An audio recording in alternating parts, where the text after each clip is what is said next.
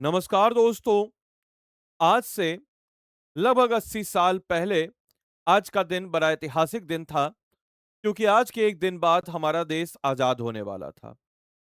आप इमेजिन कीजिए, मुझे बोलते हुए मेरे रोंगटे खड़े हो रहे हैं कि 15 अगस्त 1947 की सुबह हमारे ऊपर से लगभग लगभग 300 सालों की गुलामी खत्म होने वाली थी और हमारा देश एक आजाद हवा में फॉर अ फर्स्ट टाइम इतने सालों में एक ऐसा जनरेशन, ऐसी पीढ़ी जो आजाद भारत में सांस लेने वाली थी।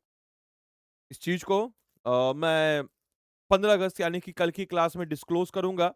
ये 15 अगस्त 1947 का अखबार है, द हिंदू। इसको मैं कल की क्लास में डिस्क्लोज करूंगा, तो आप लोग जरूर आइएगा 10 बजे कल लाइव। तो क्या था उसमें, क्या था, ये सारी चीज़ों को मैं बताऊँगा आप लोगों के साथ। मैंने अभी तक खोला नहीं, लगभग मुझे लगता है 7 6-7 दिन हो गए मुझे मँगवाए हुए इसको। चलिए, तो आज के इस वीडियो में हम लोग चर्चा करने वाले हैं हमारे बिहार के योगदान को, क्योंकि बिहार ने आज़ादी में सिर्फ योगदान नहीं दिया, इसने बढ़-चढ़ के हिस्सा लिया और एज़ ए लीडिंग स्टेट के रूप में एस्टेब्लिश्ड होता है। चाहे वो असहयोग आंदोलन हो, चंपारण सत्याग्रह हो, सिविल डिसोबेडिएंट मूवमेंट हो या फिर क्विट इंडिया मूवमेंट हो, या फिर हमेशा की तरह बिहार जो है नवनिर्माण भारत जब हो रहा था, उस समय में भी बिहार ने अपना एक योगदान दिया। शायद आपको पता भी नहीं होगा इस बारे में, मैं आपको एक फैक्ट देता हूं। आपने कभी इस चीज को सोचा है कि बिहारी एसेंट का बहुत मजाक उड़ाया जाता है? उड़ाया जाता है ना, हम कर रहे हैं, आप बोल रहे हैं, काहे इसे कर रहे हैं, इस टाइप के एसेंट का बाहर में दूसरे राज्यों में बहुत मजाक उड़ाया जाता है। बट फॉर योर इन्फॉर्मेशन मैं आपको बताते चलूं, every state have some accent, we don't have that. हम लोग बोलते हैं ना हमारा मदर टंग हिंदी है, we don't have that mother tongue is Hindi. हमारा mother tongue is someone from Magadh, उसका मदर टंग है मगधई। किसी का भोजपुरी है, एंड किसी का मैथिली है, किसी का अंगिका है। तो इस टाइप के we have some different mother tongues, but we choose Hindi just to integrity of nation. This is the quality of Bihar.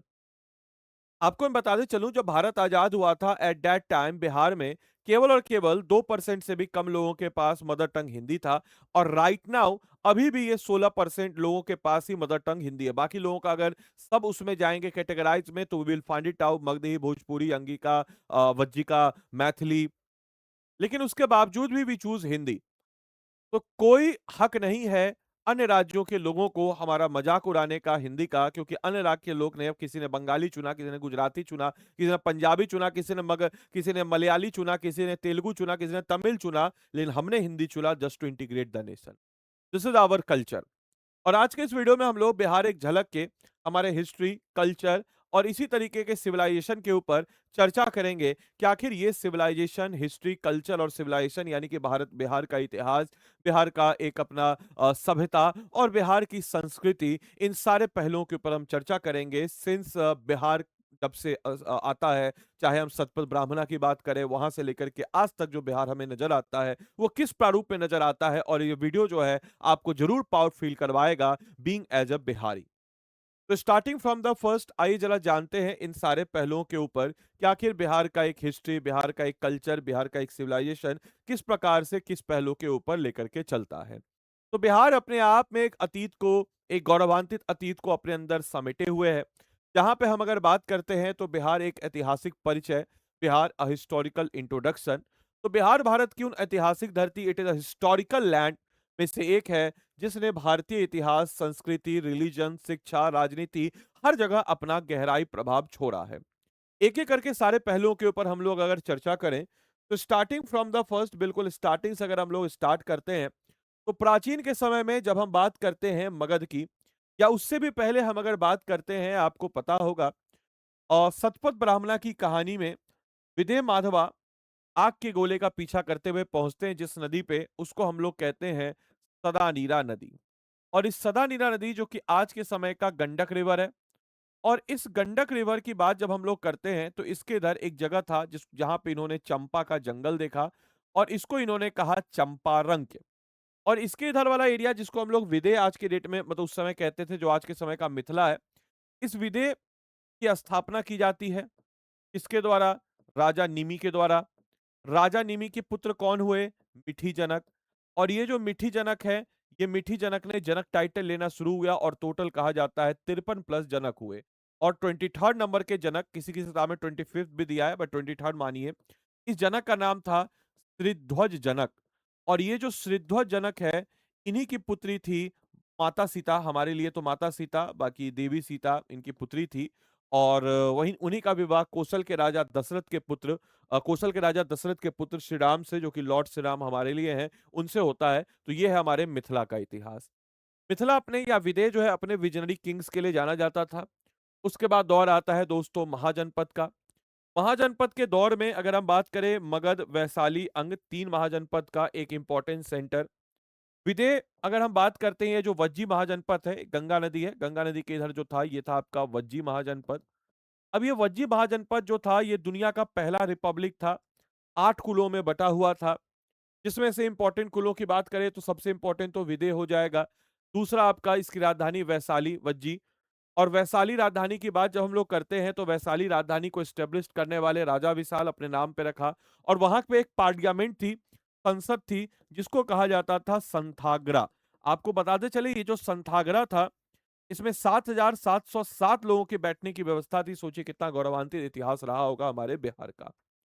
इसके अलावा जात्रिक क्लैन, जिससे वर्धमान महावीर जो कि जैन के सबसे पॉपुलर तीर्थंकर रहे, लिच्छवी जो सबसे पावरफुल क्लैन था, ये सब कुछ सम्मिलित था वज्जी महाजनपद में।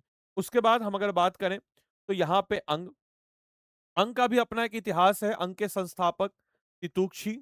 और तकरीबन तकरीबन यहाँ पे 25 आर्य राजा रहे। आखिरी राजा जिनका नाम था ब्रह्मदत्त। और ब्रह्मदत्त की बात जब हम लोग करते हैं, तो दादाजी थे दधिवाहन।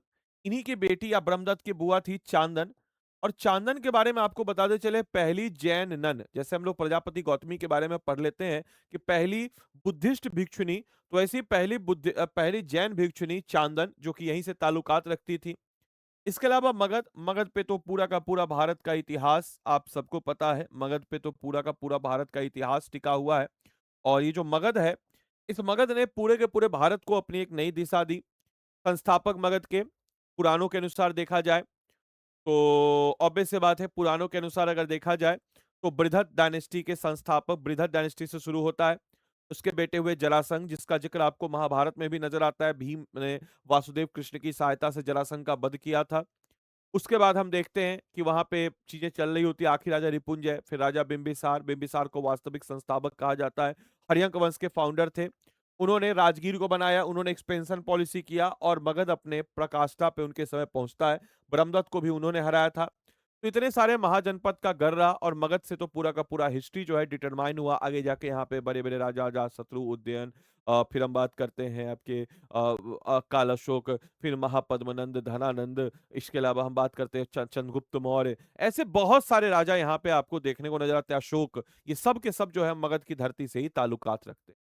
तो प्राचीन महाजनपदों से लेकर के आधुनिक बिहार तक, यह प्रदेश भारत की सभ्यता की विकास यात्रा, जर्नी ऑफ सिविलाइजेशन में एक बहुत ही महत्वपूर्ण भूमिका निभाता है। और जो आज हम हैं, उस हम जो आज हम हैं, उस हम में जो हम का जो हमारा फील है, वो इस चीज को ही देता है, क्योंकि हमारा एक गौरवान्वित अतीत रहा है। इसी बीच में हम देखते हैं यहाँ पे चाणक्य जैसे गुरु आते हैं। इसी बीच में हम देखते हैं यहाँ पे बहुत सारे, जैसे एग्जाम्पल के तौर पे मगध साम्राज्य की ही बात करते हैं, तो पॉलिटिक्स को एक नई दिशा दी। मगध साम्राज्य में सबसे पहले आपको पता है बृहद डायनेस्टी। बृहद डायनेस्टी के फाउंडर कौन हुए बाबू? बृहद डायनेस्टी के फाउंडर कौन हुए? तो बृहद डायनेस्टी के फाउंडर की बात जब हम लोग करते हैं, तो बृहद हुए, राजा जरासंध इसी डायनेस्टी के थे। फिर आता है सर उसके बाद हरियंग डायनेस्टी। हरियंग डायनेस्टी के फाउंडर राजा बिंबिसार। राजा बिंबिसार को सेनीय भी हम लोग कहते हैं। राजा बिंबिसार पहले ऐसे राजा जिन्होंने एक्सपेंशन पॉलिसी को अपनाया।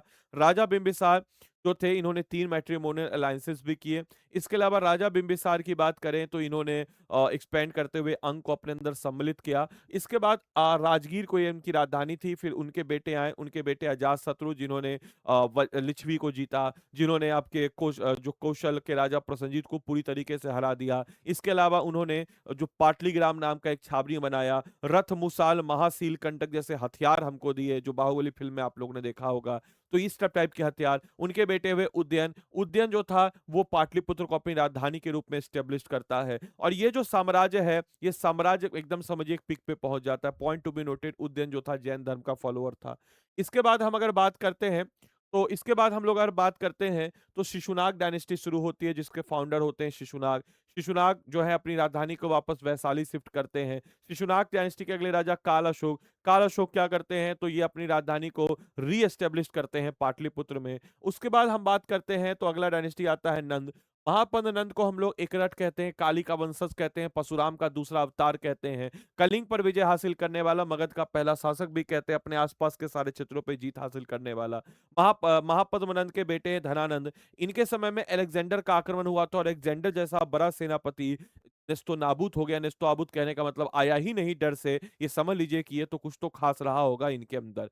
हालांकि बदतमीज आदमी थे, इन्होंने चाणक्य का अपमान किया और चाणक्य का बदला, चाणक्य का रिवेंज भी बिहार की धरती ने देखा। और चाणक्य अपने शिष्य जिनका नाम था चंद्रगुप्त मौर्य उनको ट्रेन करके आता है और इसके बाद एस्टेब्लिश हो जाता है मौर्य डायनेस्टी।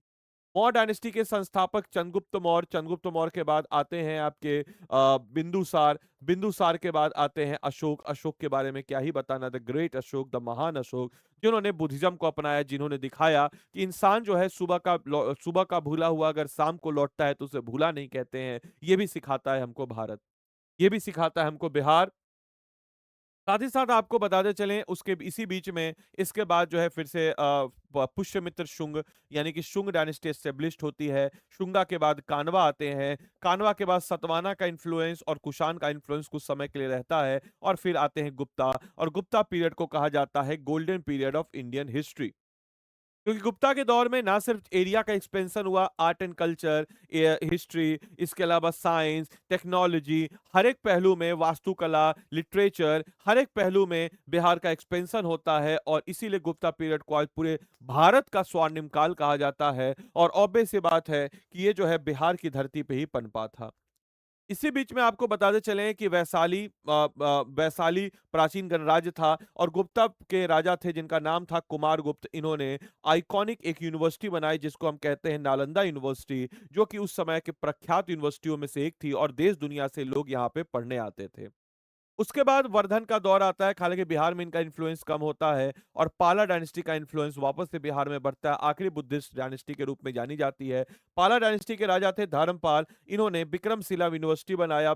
धर्मपाल के पहले इनके फाउंडर थे गोपाल, जो कि बेसिकली जाने जाते हैं किसके, तो ये जाने जाते हैं आपके उदंतपुरी इंस्टीट्यूशन बनाने के लिए। तो नालंदा और विक्रमशिला यूनिवर्सिटी जैसे प्रमुख संस्थान विश्व में ज्ञान के प्रमुख केंद्र थे। तो नॉलेज का भी एक एपिसेंटर हमको हमारा बिहार जो है देखने को नजर आता है।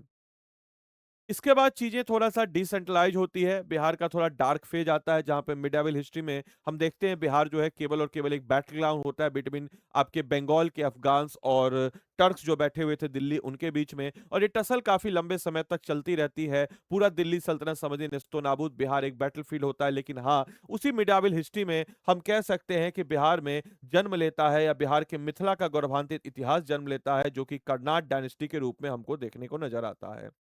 साथ ही साथ भोजपुर का भी इतिहास जन्म लेता है जहां पे हम देखते हैं चेरो, जो कि एक ट्राइबल किंग होता है। और उसके बाद उज्जैनी डायनेस्टी, इसी उज्जैनी डायनेस्टी के राजा हुए आगे जाकर के वीर कुंवर सिंह। इधर आपके कर्नाट डायनेस्टी की बात करते हैं तो कर्नाट डायनेस्टी मिथिला के क्षेत्र में पनपता है और इस दौर में हम कहते हैं मिथिला का एक स्वर्णिम इतिहास। कर्नाट डायनेस्टी की बात जब हम लोग करते हैं बाबू, तो कर्नाट डायनेस्टी के संस्थापक थे नन्देव। नन्देव ने सिमौरगढ़ नेपाल में राजधानी बनाई थी। इसके बाद नंददेव के बाद गंगदेव आते हैं। गंगदेव ने पूरे पहली बार बिहार में पंचायती राज व्यवस्था को इंट्रोड्यूस कराया और दरभंगा को अपनी राजधानी बनाई। इसी बीच में आपको बख्तियार खिलजी का भी इन्वेजन देखने को नजर आता है, लेकिन बख्तियार खिलजी इनको डिस्टर्ब नहीं करता है, क्योंकि बख्तियार खिलजी और कर्नाट वंश के बीच एक संधि होती है और ये फिर सेन डायनेस्टी जो लक्ष्मण सेन बैठा हुआ था कहाँ बंगाल में, उसके ऊपर अटैक करने चले जाते हैं।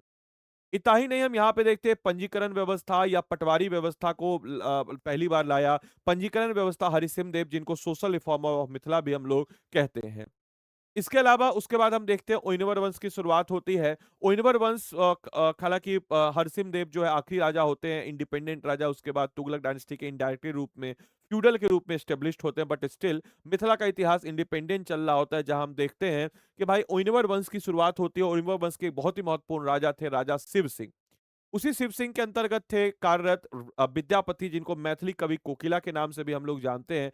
विद्यापति को शेक्सपियर ऑफ मिथिला भी कहते हैं। उसके बाद हिस्ट्री आगे चलती रहती है। अकबर के समय का दौर आता है। अकबर के समय में हम देखते हैं कि अकबर के समय में महेश ठाकुर को राज दरभंगा एस्टेब्लिश करते हैं, और ऑब्वियस सी बात है, दरभंगा राज दरभंगा जो 1857 के रिवॉल्ट में अंग्रेजों के पक्ष में था, वो 1888 का जो इलाहाबाद का सेशन है उसको पूरा फंड करता है।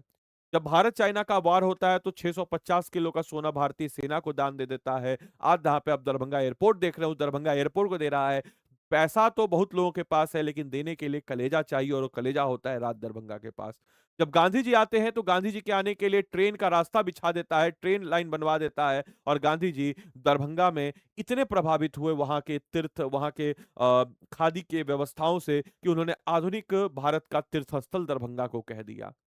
ये थी खास बात आपको मिथिलांचल की, जो हमारे बिहार की कल्चरल सिटी के रूप में भी जानी जाती है।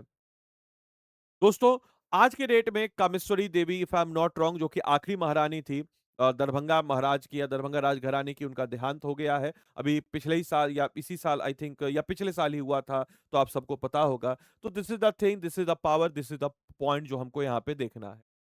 इसी बीच में हम देखते हैं कि बिहार का एक गौरवशाली इतिहास जो है, अपने आप में बहुत सारे इतिहासी को समेटे हुए है।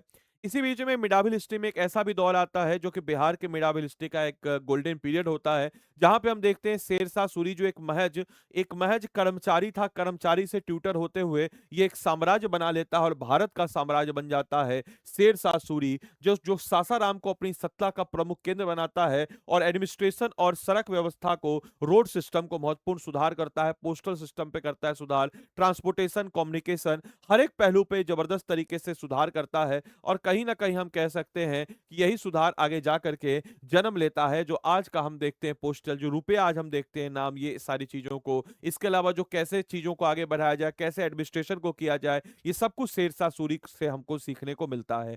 शेरशाह सूरी को अकबर का प्रिसेसर भी कहा जाता है। अकबर आगे जाकर के शेरशाह सूरी से जुड़ी हुई जितनी भी सारी चीजें हैं उसको अपने अंदर सम्मिलित कर लेता है, और आगे जाकर के ये जो सम्मिलित अपने अंदर करता है ना, यही आगे जाकर के समझ लीजिए कि इसीलिए तो समझिए अकबर और शेरशाह सूरी की हिम्मत की दाद देनी होगी कि एक छोटी सी टुकड़ी सेना लेकर के बिहार से आगे बढ़ते बढ़ते बढ़ते बढ़ते हुमायूं जैसे मुगल बादशाह को इसने हरा दिया, और पूरे के पूरे भारतवर्ष में अपनी केंद्रीय सत्ता को इसने स्थापित की। ये था शेरशाह सूरी। इसके बाद दोस्तों अगर हम बात करते हैं तो मिडावल हिस्ट्री में चलता है, इसके अलावा बिहार का अपना एक गौरवान्वित इतिहास रहा है। आजादी के समय में भी योगदान, सेपरेट बिहार मूवमेंट दिखाता है बिहार की यूनिटी को। बिहार हालांकि मतलब एक डार्क फेज शुरू हो जाता है, बिहार पिछड़ने लगता है, अंग्रेज जब आते हैं तो शुरुआत में इंग्लिश एजुकेशन हम एक्सेप्ट नहीं करते, क्योंकि बिहार की सबसे अच्छी बात थी एक्सेप्टेंस। बिहार ने बुद्धिज्म को भी एक्सेप्ट किया, बिहार ने जैनिज्म को भी एक्सेप्ट किया, जिस कारण से बिहार प्राचीन काल में इतना आगे बढ़ा, नई चीज को एक्सेप्ट करना। और आज के डेट में कहीं ना कहीं हम बिहार इस चीज को खोते हुए जा रहे हैं कि नई चीज को एक्सेप्ट हम नहीं करना चाह रहे हैं, हम कट्टर होते जा रहे हैं, हम ऑर्थोडॉक्स होते जा रहे हैं। तो अपने अंदर की कट्टरता को इस आजादी दिवस के दिन निकालिए। ये इतिहास आपको यही सिखाता है कि जो कट्टर रहेगा नेस्तो नाबूद हो जाएगा, खत्म हो जाएगा। अब जैसे देखिए, मॉडर्न टाइम्स में हम कट्टर थे, हमने वेस्टर्न एजुकेशन को वेलकम नहीं किया, इस कारण से हम पिछड़ गए, और इसका असर आज भी हमको देखने को नजर आता है। हमारे सामने डेवलप हुआ शहर कलकत्ता, कलकत्ता तो अभी अंग्रेज बसाया, पाटलिपुत्र समय इतना पुराना शहर, कलकत्ता, बॉम्बे, समझ रहे, कलकत्ता, बॉम्बे, सब दिल्ली, ये सब शहर देखिए कहाँ से कहाँ पहुंच गया। मद्रास, जिसको चेन्नई कहते हैं, तो ये सब सर कहाँ से कहाँ पहुंच गया, क्योंकि इसने अंग्रेजी सभ्यता को एक्सेप्ट किया, वहाँ की सारे सिस्टम को एक्सेप्ट किया, वेस्टर्न एजुकेशन को एक्सेप्ट किया, लेकिन हम लोग वहाँ पे देर करते हैं, जिसका खामियाजा भी हमको भुगतना पड़ता है। हालांकि सेपरेट बिहार मूवमेंट जब चलता है तो कहीं ना कहीं इसमें काफी ज्यादा होता है, लेकिन अंग्रेजों के खिलाफ भी अगर आवाहन की बात हुई तो भाई देखिए, हम ये नहीं बोलेंगे कि गांधी जी ने भारत को आजाद कराया, सिर्फ गांधी जी ने भारत को आजाद कराया, लेकिन अगर कोई रेशियो हो, पाई चार्ट हो, तो गांधी जी का योगदान सबसे ज्यादा होगा, इसमें कोई दो राय नहीं किसी के साथ होना चाहिए। सबको लेकर के चलना, सबके साथ चलना बहुत बड़ी बात है। हम देखिए किसी को कम या ज्यादा आकलन नहीं कर रहे हैं, देश के सारे लोगों ने आजादी दिलाई, लेकिन गांधी जी का योगदान सबसे ज्यादा उसमें था। आप इनको हेट कर सकते हैं, गरिया सकते हैं, लेकिन उनसे इस चीज को नहीं छीन सकते। आप बोल देंगे कि भाई ये कराएं वो कराएं, लेकिन आप जब एनालाइज करेंगे, ढंग से पढ़ेंगे, तो आपको पता चलेगा नहीं, गांधी जी का योगदान सबसे ज्यादा था। तो गांधी जी ने अपने चुनावी राजनीति की शुरुआत बिहार के चंपारण की धरती से सोचिए कि एक ऐसा चंपारण का धरती, एक ऐसा हमारा बिहार का धरती जहां पे गांधी जी जाते हैं, और गांधी जी जब उस चंपारण की धरती को चूमते हैं और वहां से जब निकलते हैं तो महात्मा गांधी के नाम से जाने जाते हैं। यही, जी हाँ दोस्तों, चंपारण सत्याग्रह के बाद ही गांधी जी को महात्मा गांधी के रूप में जाने जाने लगा, बापू के नाम से जाने जाने लगा, और भारतीय स्वतंत्रता आंदोलन में बिहार की ऐतिहासिक भूमिका को यह स्थापित करता है। ये था बिहार का एक गौरवान्वित इतिहास, जो आगे जाकर के none corporation, civil डिसोन movement, quit India movement में आजाद दस्ता, जहां पे हम देखते हैं कि कैसे चीजों को जयप्रकाश नारायण लेकर के आगे चलते हैं, और बिहार जो है हमारा एक गौरवान्वित इतिहास बनता है। ना सिर्फ यहाँ तक हम देखते हैं कि बिहार जो है आजादी के बाद भी, जो मतलब आजादी के बाद का एक सबसे बड़ा आंदोलन था, जो था जेपी आंदोलन, जिसको हम लोग संपूर्ण क्रांति कहते हैं, उस संपूर्ण क्रांति में भी बिहार ने एक टॉर्च बैरियर के रूप में दिखाया। जब जब इस दौर में, जब जब इस देश को जरूरत पड़ी कि कोई आके लीड करे आगे से, बिहार ने अपना जो है दामन थामा देश का, और आगे बढ़ करके लीड किया। बिहार की खास बात दोस्तों आपको बताते चलें कि बिहार की कुछ खास बातें जो हम आपको बताने चाहेंगे, कि आप देखिए, विथ ऑल ड्यू रिस्पेक्ट समझिएगा ध्यान से। एंशियंट टाइम में जब सबको लगने लगा कि जो कट्टरता आ चुकी है लेटर वैदिक पीरियड में, उत्तर वैदिक काल में ऑर्थोडॉक्सी आ चुकी है, इसको कोई तोड़ नहीं सकता है, बिहार की धरती से उठ खड़ा होता है बुद्धिज्म, जैनिज्म। मध्यकालीन इतिहास में जब सबको लगने लगा कि मुगलों का कोई तोड़ नहीं है, एक तूफान उठ खड़ा होता है बिहार से, जिसको हम कहते हैं शेर शाह सूरी। आधुनिक काल में जब लगने लगा सबको आधुनिक काल में जब लगने लगा सबको कि अंग्रेजों को हराया नहीं जा सकता है, 1917 में चंपारण सत्याग्रह, जो कि इतिहास गवाह है कि उसके ठीक 30 साल बाद देश आजाद हो जाता है, और गांधी जी चंपारण सत्याग्रह को पहला ऐसा जगह था जहां पे गांधी जी शुरू करते हैं अपने सत्याग्रह का पाठ पढ़ाते हैं देश को। आजादी के बाद भी आइए, विथ ऑल ड्यू रेस्पेक्ट, हम किसी का वो नहीं कर रहे, with all due respect, Indira Gandhi सरकार के समय जब सबको लगने लगा कि इंदिरा गांधी का कोई तोड़ नहीं है, बिहार से उठ खड़े होते हैं जयप्रकाश नारायण, और आंखों में आंखों को मिला करके, समझ रहे, इंदु बेटी कहते थे इंदिरा गांधी को, और वो भी इनको बहुत सम्मान करती थी, लेकिन अल्टीमेटली जब देश की बात आई तो इन्होंने थोड़ा भी नहीं सोचा, और इमरजेंसी के खिलाफ जबरदस्त तरीके से यहाँ पे होता है। इतना ही नहीं दोस्तों, और थोड़ा आगे बढ़िए। 2015 में we all know, Modi ji अपने चरम सीमा पे थे। तो अभी एट प्रेजेंट हमारे कंटेम्प्रेरी प्रधानमंत्री, इनकी भी बात होनी, जब सबकी चर्चा हो गई तो इनकी भी चर्चा कर लेते हैं। मोदी जी अपने चरम सीमा पे थे, कंटेम्प्रेरी एकदम पीक पे थे। याद होगा आपको 2015 का चुनाव, बिहार विधानसभा, मोदी जी एकदम चरम पे कि बिहार भी अब जीत लेंगे, और सामने खड़े हो गए नीतीश कुमार की आरजेडी, नीतीश कुमार की जेडीयू, और आरजेडी लालू प्रसाद। डिस्पाइट छोड़िए सबका कि कौन कैसा है, बस हम आपको ये बताना चाह रहे, थीम ये कि भाई भाजपा का भी घमंड टूटा बिहार में ही। कितनी बड़ी बात है कि भाई भाजपा भी हार सकता है इस दौर में।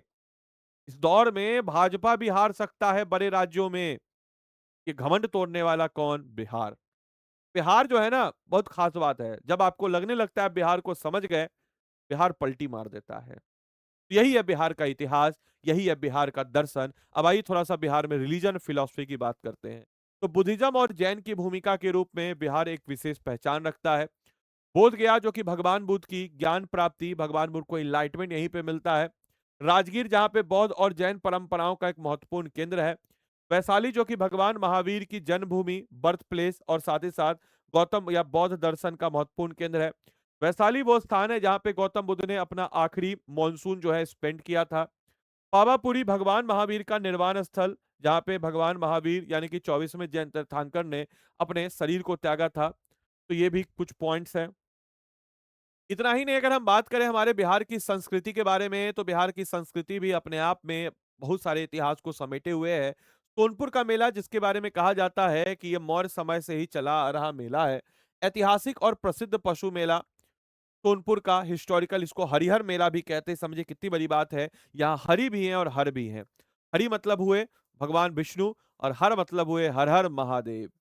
तो हरि भी है और हर भी है, दोनों का मंदिर एक साथ है, इसलिए इसको हरिहर मेला कहते हैं। चंद्रगुप्त मौर्य के समय में भी इस पशु मेला का उल्लेख हमको देखने को मिलता है।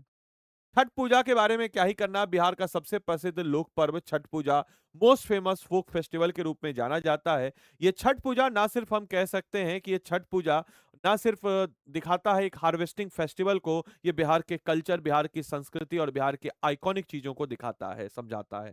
छठ पूजा 2 बार हम लोग मनाते हैं, एक चैती छठ होता है, एक कार्तिक छठ होता है। Kartik Chhath is more popular as compare to Chaiti Chhath. ऐसा ही कुछ हम अगर बात करते हैं सामा चकेबा, ये छठ पूजा के समय एक और फेस्टिवल होता है जिसको हम कहते हैं सामा चकेबा। सामा चकेबा के बारे में आपको बताते चले तो सामा चकेबा भाई बहन के प्यार को दिखाता है, दर्शाता है। जो आप लोगों ने शारदा सिन्हा का गीत जरूर सुना होगा, चुगला करे चुगली बिलैया करे म्याऊ, तो सामा सामा संग खेले ही, तो इस टाइप की चीजों का आपने जरूर सुना होगा। तो ये सामा चकेबा अपने आप में बहुत सारे इतिहासों को समेटे हुए है। तो ये मिथिला की विशिष्ट संस्कृति, परंपरा और यूनिक कल्चर ट्रेडिशन को बताता है। वहीं मधुबनी चित्रकला की बात जब हम लोग करते हैं, मधुबनी चित्रकला क्या था, तो मधुबनी चित्रकला की बात जब हम लोग करते हैं तो ये भी इसको जीआई टैग प्रोडक्ट है।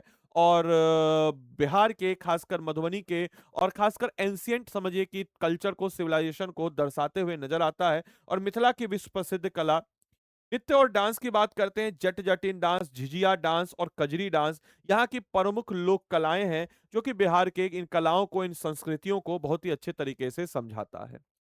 शिक्षा और ज्ञान की भी बात करते हैं, एजुकेशन नॉलेज की भी बात करते हैं, तो प्राचीन बिहार भारत के शिक्षा केंद्रों में से एक था। चाहे नालंदा विश्वविद्यालय हो, अच्छा नालंदा विश्वविद्यालय की बात जब हम करते हैं तो यहाँ पे याद रखिएगा कि यहाँ की लाइब्रेरी इतनी खास शानदार थी कि 90 लाख किताब कहा जाता है यहाँ पे है। यहाँ की लाइब्रेरी 3 फ्लोर की थी। पहले फ्लोर को कहा जाता था रत्नोदढ़ी, रत्नोदढ़ी। दूसरे फ्लोर को कहा जाता था रत्नोरंजक, और तीसरे फ्लोर को कहा जाता था रत्नो सागर। और बख्तियार खिलजी जब इसको आग लगाता है तो कहा जाता है कि 6 महीने तक वो आग धधकती रही थी, इतनी किताबें, इतनी पुस्तकें यहाँ पर थी। विक्रमशिला विश्वविद्यालय जो नालंदा विश्वविद्यालय पे इतना ज्यादा लोड हो गया था, तो धर्मपाल ने विक्रमशिला विश्वविद्यालय स्टेब्लिश किया उदंतपुरी भागलपुर में। इसके बाद उदंत इसको इसको किया कहां पर, तो ये विक्रमशिला में किया, नॉट उदंतपुरी, विक्रमशिला में किया भागलपुर में। उदंतपुरी इंस्टीट्यूट था ये बेसिकली आपको बताते चले, उदंतपुरी इंस्टीट्यूट विश्वविद्यालय नहीं था, इसको गोपाल ने किया। और इन संस्थानों ने भारत ही नहीं बल्कि एशिया के विभिन्न क्षेत्रों के विद्यार्थियों और विद्वानों को आकर्षित किया था। और कई सारे स्कॉलर्स और विद्वान जो हैं यहाँ पे हम लोग को नजर आते हैं।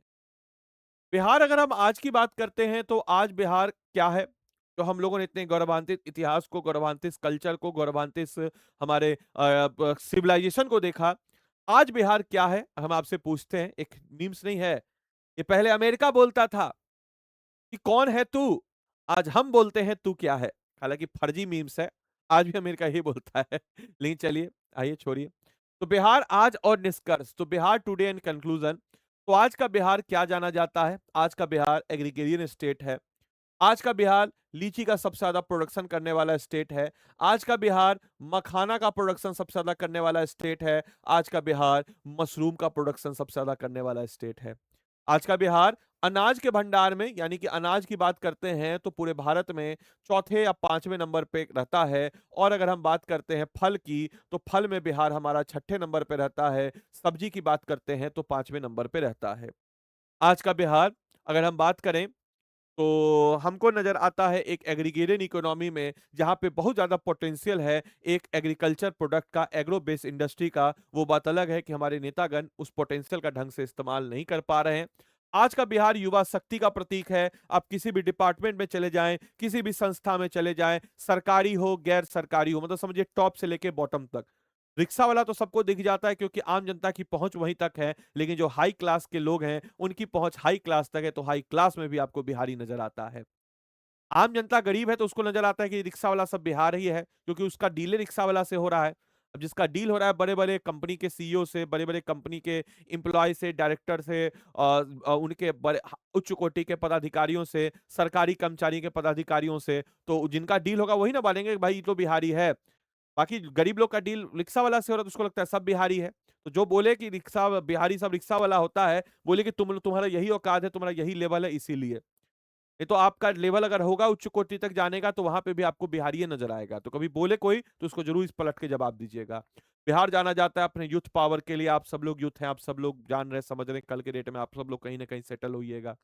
अपने रिच कल्चर हेरिटेज के लिए जाना हुआ है, इकलौता या one of the state north India का, नॉर्थ इंडिया का बहुत कम स्टेट बचा है जो अपने कल्चर को बचाए हुए है, उसमें से एक बिहार सबसे बड़ा इंपॉर्टेंट है।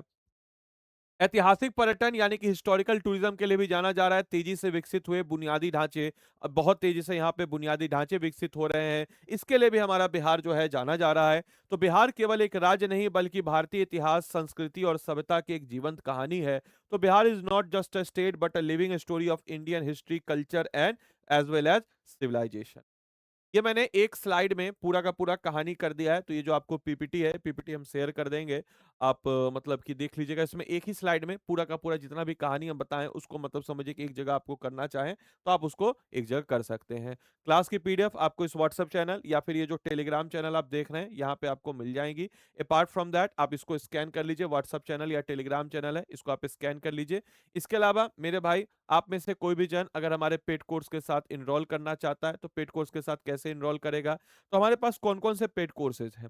तो ऐसे बच्चे जो 70 सेकंड का मेंस दे रहे हैं, 70 सेकंड का जो बच्चे मेंस दे रहे हैं, उन बच्चों के लिए हमारे पास है आलेखन बैच। ऐसे बच्चे जो 70 सेकंड का केवल पीटी दे रहे हैं, उनके लिए हमारे पास पीटी का बैच है। ऐसे बच्चे जो 7 सेकंड का मेंस दे रहे हैं, तो हमारे पास बैच है। ये नंबर है मेरा 8789847319। आप डायरेक्टली हमको इस पे व्हाट्सएप कर दीजिएगा। अपार्ट फ्रॉम दैट आपका 73rd का आरंभ बैच है जो कि हमारा इंग्लिश और बाइलिंगुअल बैच है। अभ्युदय बैच जो कि प्योर हिंदी मीडियम का बैच है। तो आप इसमें से कोई भी बैच, एमसीक्यू बैच है, टेस्ट सीरीज है, कोई भी बैच एनरोल करना चाहें मेरे मेंटरशिप में, तो ये मेरा नंबर है 8789847319, इस पे व्हाट्सएप कीजिएगा। मैं अपने मेंटरशिप में बच्चों को बताता हूँ कैसे आंसर राइटिंग का स्ट्रक्चर किया जाए। मैं आपको हमेशा बताता हूँ कि आंसर राइटिंग एक कला है, इस कला में अगर आप माहिर नहीं होइएगा तो बीपीएससी एग्जाम आपके लिए नहीं है। क्योंकि इस चीज को हमेशा ध्यान रखिएगा, जो शिक्षक, जो संस्थान आपको आंसर राइटिंग लिखने के प्रति प्रेरित नहीं कर रहा है, वो आपका समय खराब कर रहा है, आपको सिविल सर्विस का तैयारी तो कतई नहीं करवा रहा है। तो इट्स बेटर कि आप सही समय पे आंसर राइटिंग लिखना करें। This is how we check your answer writing. आपके आंसर राइटिंग को हम ऐसे चेक करते हैं। साथ ही साथ ये मेरा हैंड रिटेन नोट्स है जो आप सभी बच्चों को मिल जाता है। अगर आप ADILIV कोड को लगाते हैं तो इस चीज को इंश्योर करें कि आप आदि लाइव कोड को ही लगाएं, तभी आपको ये मेरा मेंटरशिप मिलेगा 8789847319। इस नंबर पे आप चाहें तो हमको व्हाट्सअप कर सकते हैं अगर आपको बैच से रिलेटेड कुछ जानकारी चाहिए तो। बाकी आपको बताते चलें कि हमारे फाउंडेशन बैच में, ये फाउंडेशन बैच का बता रहे हैं क्या क्या जानकारी मिलती है। तो सबसे पहले आपको इसमें मिलता है 1100 प्लस घंटे की लाइव क्लासेस। और ये ऑर्डिनरी 1100 प्लस घंटे की लाइव क्लासेस नहीं है। जैसे लेटर सपोज कि मैंने आपको इसमें पढ़ाया एक टॉपिक, मैंने आपको पढ़ाया चंपारण सत्याग्रह। तो चंपारण सत्याग्रह मैंने आपको पढ़ाया, हिंदी वालों का बैच अलग है, इंग्लिश वालों का बैच अलग है। हर बैच में आपको एक मेंटर मिलेगा। चंपारण सत्याग्रह का आपको क्रक्स मटेरियल मिल जाएगा, हैंड रिटेन नोट्स मिल जाएगा, माइंड मैप्स मिल जाएगा। उसके बाद आपको मेंटर एमसीक्यू देगा, जिस एमसीक्यू को आप लगाएंगे और उसके बाद आपको मेंस का क्वेश्चन देगा विद सैंपल आंसर, जिसको आप देख करके लिखेंगे। लिखने के बाद आप इससे चेक करवाएंगे, चेक करके आपको दोबारा से चेक करके देगा, सुधार करके आप दोबारा देखेंगे, दोबारा लिखेंगे और दोबारा मैं आपकी कॉपी को चेक करूंगा आदि लाइव मेंटरशिप में। और इस आदि लाइव मेंटरशिप में मैं आपकी कॉपी को चेक करूंगा और मैं अपना भी हैंड रिटेन नोट्स दूंगा। तो याद कीजिए, जब भी आप पेड कोर्स लें तो इस चीज को इंश्योर करें कि 8789847319 आप क्या करें, तो आप जो है आदि लाइव मेंटरशिप का ही इस्तेमाल करें। इतना ही नहीं मेरे भाई, आपने जब इसको चेक कर लिया तो चंपारण सत्याग्रह जो है इसका आपका प्रीलिम्स और मेंस तैयार हो जाएगा, क्योंकि आपका नोट्स तैयार है। और बच्चा, इसी को हम कहते हैं इंटीग्रेटेड अप्रोच। और इसी इंटीग्रेटेड अप्रोच के साथ हम आपको 900 प्लस टॉपिक्स, 900 प्लस टॉपिक्स और साथ ही साथ 36,000 प्लस कीवर्ड्स को आपको बिल्कुल अच्छे तरीके से कवर अप कराते हैं। इतना ही नहीं, आपके को 10 किताबों का सेट आपके घर तक, जो कि प्रीलिम्स और मेंस सेंट्रिक है, अच्छी किताबें प्रीलिम्स और मेंस सेंट्रिक जो आपके घरों तक पहुंचती है। 5100 एमसीक्यू प्रैक्टिस हम आपको देते हैं डे 1 से। इसमें हम आपके जब एग्जाम का 4 महीना बचेगा तो आपको लाइव प्रीलिम्स का क्रैश कोर्स देंगे ताकि आपका प्रीलिम्स रिवाइज हो जाए। और ऐसे बच्चे जो 70 सेकेंड भी देना चाहते हैं, बस भरे हैं फॉर्म लेकिन तैयारी उनका 73rd है, तो 70 सेकेंड का भी प्रीलिम्स हम इसमें इंक्लूड करा देंगे विदाउट एनी चार्जेज। ठीक है, ये नंबर पे आप व्हाट्सएप कीजिएगा 8789847319। इसके अलावा दोस्तों, इसमें आपको हम एनसीईआरटी का रिकॉर्डेड कोर्स देते हैं। एनसीईआरटी की बात जब हम लोग करते हैं तो आप में से बहुत सारे बच्चे ऐसे जिन्होंने एनसीईआरटी पढ़ने का प्रयास सबने किया होगा लेकिन खत्म कोई नहीं कर पाया होगा। कारण, क्योंकि एनसीईआरटी एकेडमिकली क्लास 6 to 12 के बच्चों के लिए बनी है, लेकिन उसको कंपटीशन पॉइंट ऑफ व्यू से कैसे पढ़ना है, क्या पढ़ना है, ये हम इसमें आपको बताते हैं। इसके अलावा हम इसमें आपको 2 महीने का एमसीक्यू प्रीलिम्स बैच देते हैं एग्जाम से तुरंत पहले। और इतना सब कुछ हो जाएगा तो डेफिनेटली 100% आपका प्रीलिम्स निकलता ही है। तो हम पहली ऐसी संस्था है जो 100% प्रीलिम्स सपोर्ट देते हैं। और जैसे ही आपका 100% प्रीलिम्स सपोर्ट मिला, आपको जो है 100% स्कॉलरशिप के साथ पूरा का पूरा जो है हम आपका फी जो है रिफंड कर देते हैं। इतना ही नहीं मेरे भाई, आपको हम इसमें डेडिकेटेड 4 महीने का आंसर राइटिंग सेशन, उसके बाद क्योंकि हमारा आपका 7 से प्रीलिम्स तक नहीं, आपके सिलेक्शन तक है, डेडिकेटेड 4 महीने का आंसर राइटिंग सेशन देते हैं। कि उसमें आपने ऑलरेडी आंसर राइटिंग कर रखा है, लेकिन यहाँ पे डेडिकेटली तरीके से 4 महीना आंसर राइटिंग लिखेंगे। मंथली करंट अफेयर्स मैगजीन हो जाएगा, इंटरव्यू गाइडेंस प्रोग्राम उसके बाद, इसके अलावा ग्रुप मेंटरशिप बाय फैकल्टीज और प्री रिकॉर्डेड फाउंडेशन आपको इसमें मिलता है। तो मेरे भाई अगर आपको इस बैच में इनरोल करना है, देखिए ये हैंड रिटेन नोट्स है मेरा हर टॉपिक का, जैसे आप मेंस का देखना चाहें, मेंस का लिखा हुआ नोट्स है, दिख रहा होगा आपको, कैसे फ्लो चार्ट बनाया जा रहा है, कैसे डायग्राम बनाया जा रहा है, क्या इसके लिखने का तरीका है, क्या इसके लिखने का डायमेंशन है, वो सब कुछ जो आपको चाहिए एग्जाम के लिए वो आपको मिल जाता है। मैं आपको हमेशा बताता हूँ, जो शिक्षक जो संस्थान आपको आंसर राइटिंग की तरफ प्रेरित नहीं कर रही, वो महज आपका समय बर्बाद कर रही है, सिविल सर्विस का तैयारी तो नहीं करवा रही। देख रहे हैं, हिंदी में भी नोट्स है, इंग्लिश में नोट्स है, प्रीलिम्स है, मेंस का है, सबका, Bihar special geography, science, history, polity, economics, mains, current affairs, सबका आपको इसमें मिल जाता है। तो आपको हैंड रिटेन नोट्स मिलता है, लेकिन वो सिर्फ और सिर्फ आदि लाइव कोड के साथ मिलता है। तो स्टडी आईक्यू के ऐप या वेबसाइट जो भी आपका है, वहां पे आप चले जाएंगे। ऐप या वेबसाइट पे जाने के बाद आप यहाँ स्टेट पीसेस में जाएंगे, स्टेट पीसेस में बिहार, बिहार में देखिए हमारे पास 70 सेकंड का प्रीलिम्स का क्रैश कोर्स है। प्रीलिम्स का क्रैश कोर्स आपको इंडिपेंडेंस डे छूट के उपलक्ष्य में आपको कितने में, तो इंडिपेंडेंस डे के उपलक्ष्य में आपको कितने में, तो ये जो 3000 में आपको केवल और केवल प्रीलिम्स लेना चाहे तो ये आपको 3000 में मिल जाता है। ठीक है, आदि लाइव ही कोड लगाइएगा ताकि आपको मेरा एडिशनल मेंटरशिप मिल सके। साथ ही साथ आप एक बार हमको व्हाट्सअप भी कर दीजिएगा, 8789847319। ठीक है, इस पे व्हाट्सअप कर दीजिएगा ताकि आपको करें। आलेखन हमारा बैच है, इस आलेखन बैच आपको 6999 मिलेगा, मेंस का बैच है। ये मेंस का जो बैच है, इसको हम लोगों ने बहुत ही अच्छे तरीके से, फोकस तरीके से 1 साल का फाउंडेशन बनाया है, तो आप इस बैच में इनरोल कर सकते हैं। We have that also Abhyudaya batch. Abhyudaya batch एक हिंदी माध्यम का बैच है जो प्योर हिंदी में तैयारी करना चाहते हैं। And we have RM batch. आप अगर जैसे मान के चलिए आरएम बैच लेना चाहते हैं, तो याद रखिएगा हम बाय नाउ पे जाएंगे। बाय नाउ पे जाने का इस चीज को इंश्योर करेंगे कि आपको प्लेटिनम बैच ही लेना है। लैंग्वेज यहाँ पे चुन लीजिएगा, हिंदी या इंग्लिश। यहाँ पे आपके समझ कोड आएगा, तो कोड आपको क्या लगाना है, ADILIV, कोड आदि लाइव ही लगाइएगा। ठीक है, कोड क्या लगाइएगा, तो आदि लाइव ही लगाइएगा, इस चीज को इंश्योर करेंगे। और आदि लाइव ही कोड आपको लगाना है, याद रखिएगा, आदि लाइव। ठीक है, ADILIVE, आदि लाइव ही कोड आप लगाएंगे। और इसके बाद जो है ये नंबर है मेरा 8789847319, इस नंबर पे।